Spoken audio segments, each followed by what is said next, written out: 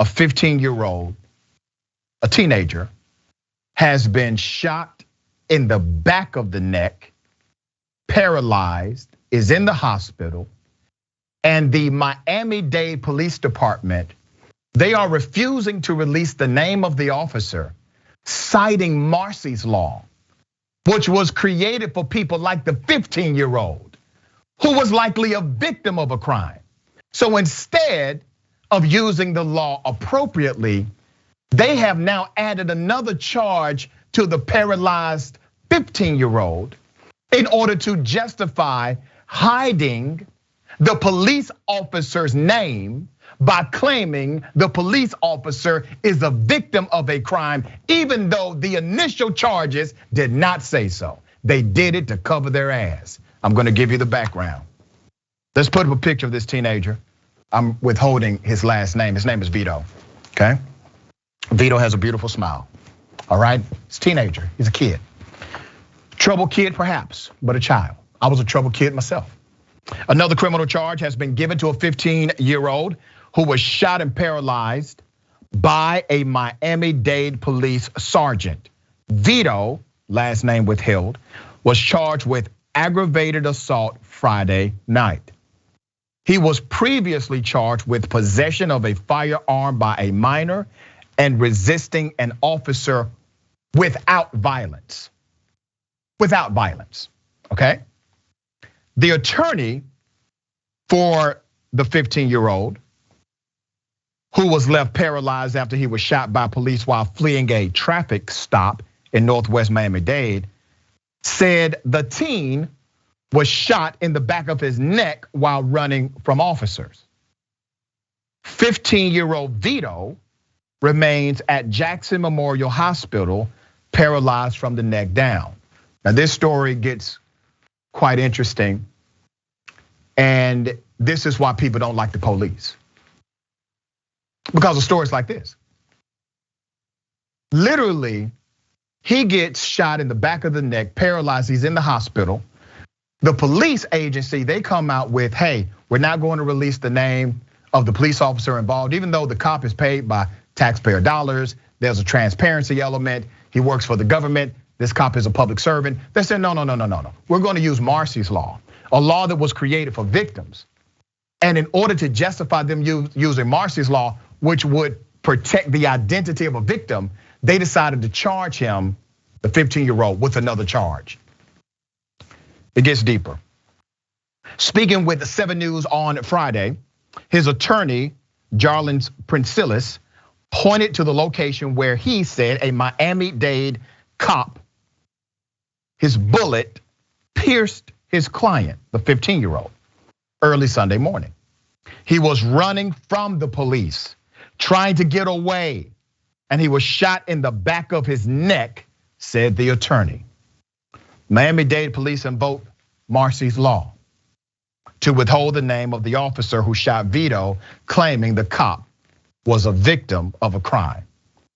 The controversial state statute was originally said to be a measure intended to shield the identity of crime victims. Several law enforcement sources have confirmed to the Herald the name of the officer, okay? We have not been able to independently confirm that. I will likely give an update on my social media later. Let me give you what Marsy's Law is. Marsy's Law allows for somebody who has been victimized, beginning at the time of his or her victimization, to prevent the disclosure of information that could lead to their identity being revealed or their being subject to other forms of harassment. Now, how in the hell did this start applying to cops? Cops weren't in mind when they wrote the bill. Cops weren't behind the promotion of the bill. This bill was literally a movement of victims and the family of victims, and it was signed into law. Controversial, but signed into law. Then law enforcement agencies decided to start using it to protect cops. Even the union leader said, you know what, it is an expansion of the law. It's not the law, it's an expansion of the law. This year, the Florida Supreme Court is going to rule on this law. What's the ruling about?